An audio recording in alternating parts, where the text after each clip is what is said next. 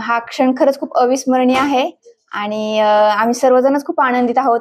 इतक्या वर्ष जे परिश्रम घेतले तर त्याचं फायनली आम्हाला यश मिळालेलं आहे आणि याच्यामध्ये संपूर्ण कुटुंबाचा वाटा आहे. आम्ही खूप आनंदित आहोत.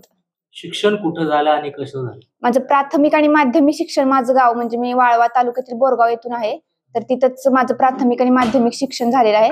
तर इस्लामपूरमध्ये माझं Rajaram Bapu institute of technology तर मी कॉम्प्युटर सायन्स आणि इंजिनिअरिंग मधून मी पदवी घेतलेली आहे.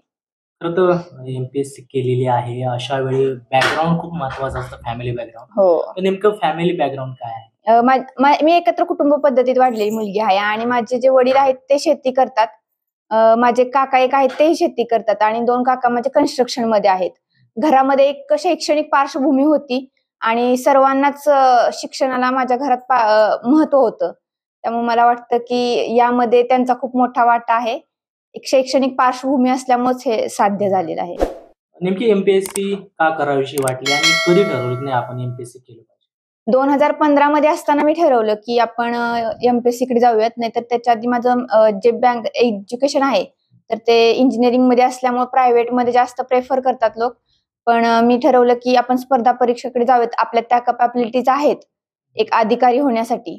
तर त्यामुळे मी 2015 मध्ये ठरवलं आणि आता आहे आज यश.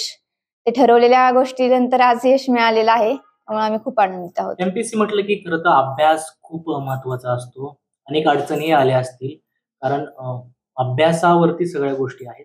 कशी मात केली, कसा अभ्यास केला? यामध्ये असं होतं की असं म्हटलं जाते की यशापेक्षा अपयश आपल्याला जास्त वेळा बघावं लागतं आणि ते माझ्या बाबतीत ते तितकंच खरं ठरलेलं आहे. 2020 मध्ये माझी सहाय्यक निबंधक सहकारी संस्था या पदी निवड झालेली होती. पण त्याच्या आधी अनेकदा अपयश आलं आणि असं होतं की कोविडच्या काळामध्ये खूप वेळा एक्झाम्स पुढे गेल्या. तर तो एक कठीण काळ होता आणि तर माझ्या घरच्यांचा वगैरे पाठिंबा असल्यामुळे यातून मी बाहेर पडू शकले. माझे जे भावंड आहेत, माझी बहीण देखील सीओ झालेली आहे आणि माझा भाऊ एक आहे काकांचा मुलगा, तर तो पण इरिगेशन मध्ये आहे. तर एक पॉझिटिव्ह वातावरण कायम घरात राहिलं आणि त्यामुळे मला वाटतं की ह्या सगळ्या गोष्टी खूपच मॅटर करतात आणि आज जे यश मिळाले त्यामध्ये सर्वांचाच खूप मोठा वाटा आहे.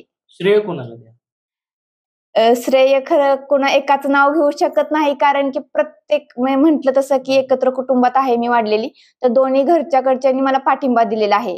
तर ह्या सर्वांचंच ते श्रेय आहे. आता 2024 मध्ये एमपीएससी चे जे नियम आहेत ते बदलणार आहेत. वेगळ्या पद्धतीनं परीक्षा होणार आहे. हो. किती आव्हानात्मक असेल नवीन विद्यार्थ्यांसाठी किंवा परीक्षार्थ्यांसाठी? आता जो आमचा पॅटर्न होता तो ऑब्जेक्टिव्ह होता. 2024 पासून तो डिस्क्रिप्टिव्ह होईल. त्यामुळे सर्व बाजूने विचार करून डिस्क्रिप्टिव्ह पॅटर्न मध्ये तुम्हाला उत्तरं लिहावी लागतील आणि मला वाटतं की कोणताच पॅटर्न असला तरी तितकंच तुम्हाला सातत्य आणि हे कष्ट करावेच लागणार आहेत. तर ते योग्य डिरेक्शन असावी अभ्यासासाठी. तर ते खूप महत्वाचं आहे. लग्न झालेलं आहे आणि हो. संसार सगळं सांभाळत असताना तुम्ही खरं ते यश आलेलं आहे तुमच्यापर्यंत. किती आव्हानात्मक होतं हे सगळं? लग्नानंतर अनेक गोष्टी बदलतात आणि अनेक मुलींच्या मनात हुरहुर असते की लग्नानंतर मला हे शक्य होईल का म्हणून. पण मला वाटतं मी खूप नशीबवान आहे याच्यामध्ये की मला म्हणजे खूप सहकार्य मिळालं आणि एक सांसारिक जबाबदारी आपण म्हणतो तर त्यापासून थोडंसं अभ्यासासाठी ती कॉम्प्रोमाइज झाली, पण अभ्यासामध्ये कॉम्प्रोमाइज मला घरच्यांनी करून दिलं नाही आणि त्यामुळेच मला वाटतं की लग्नानंतर देखील अभ्यास चांगला करून मी राज्यात मुलींच्यात प्रथम येऊ शकले. पतीने कसं सहकार्य केलं यामध्ये?